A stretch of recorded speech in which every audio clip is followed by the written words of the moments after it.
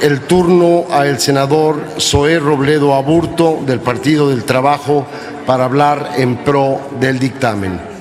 En uso de la voz, el senador Robledo Aburto.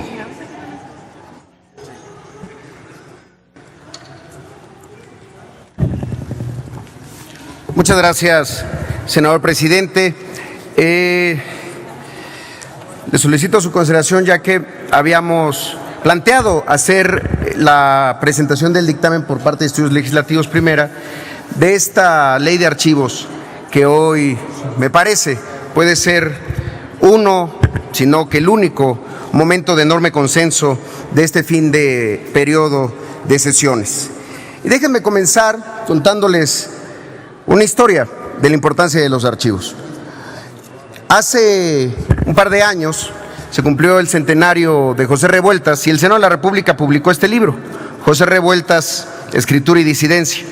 Y ahí, gracias a la liberación, eso sí, muy a cuentagotas, de los archivos de lo ocurrido en 1968, somos testigos del acto heroico de Revueltas, porque en este libro están publicadas sus actas ministeriales de ese proceso. Como recordarán, el 16 de noviembre, José Revueltas, que ese mismo año había ganado el premio de poesía Javier Villaurrutia, es detenido por el gobierno por los delitos de invitación a la rebelión, asociación delictuosa, sedición, daño en propiedad ajena, ataques a las vías de comunicación, despojo, homicidio y lesiones, por lo ocurrido el 2 de octubre. Y vemos el acto heroico de Revueltas, que estando en Lecumberri, otro hecho lleno de simbolismo, se declara presidente de los jóvenes, se declara autor intelectual del movimiento, buscando que aquellos jóvenes que buscaban cambiar el país fueran liberados y no siguieran siendo perseguidos. Esa es la importancia de los archivos en una nación como la nuestra, en su intento permanente por democratizarse. Porque al final de cuentas, la verdad, la memoria, la justicia, forman parte todas ellas de una promesa muy simple, la promesa de que la democracia no solamente es una serie de reglas para elegir autoridades y representantes, que los procesos electorales tienen sentido y que ir a votar es caminar con la ilusión de saber que en ese momento, en ese lugar, en esa intimidad que da la urna con ese crayón tan poderoso que vamos a tener en las manos, algo importante, algo relevante está pasando. Sin eso, votar sería solamente un acto de rutina. Y eso es lo que hace que sea tan importante tener memoria, documentación de la historia de nuestro país. Porque pensar que México puede tener futuro pasa por pensar que México puede tener memoria. Porque los procesos de democratización más importantes en la historia del mundo reciente tuvieron necesariamente no solamente que abrir espacios de participación política a aquellos que antes eran proscritos o a aquellos que antes eran perseguidos. Pasó también por abrir otros espacios, abrir cajas, abrir cajones, abrir todos aquellos lugares donde se guardó información importante, aunque fuera dolorosa. En momentos complejos como el que vivimos en México, donde lo viejo no termina de morir y lo nuevo no termina de nacer, el derecho de conocer nuestra historia nos permite abordar los episodios difíciles, pero también los episodios heroicos, aquellos que nos otorgan identidad y que al final de cuentas nos pueden reconciliar a partir de los valores comunes de vivir en una misma nación. Nuestro pasado reciente, lejos de ser un río cristalino cuya agua de recuerdos fluye de generación en generación, en realidad es una ciénaga de agua muchas veces turbia, muchas veces poco transparente, que está estancada, un olvido que no necesariamente es lo mejor para nuestro país. Por eso es tan importante aprobar esta Ley General de Archivos. Ya la senadora Laura Rojas, otras senadoras, la senadora Angélica, el senador Encinas, han hablado de los méritos de la ley y de los méritos del proceso de dictaminación. El senador Larios, que también fue un participante importante de este proceso. Porque en este caso, tan importante el texto como tan importante el proceso. Tan importante la intención como los avances que se lograron sobre el dictamen original, particularmente sacar de la Secretaría de Gobernación esta idea de que ahí es donde debe de residir y habitar la memoria de los mexicanos.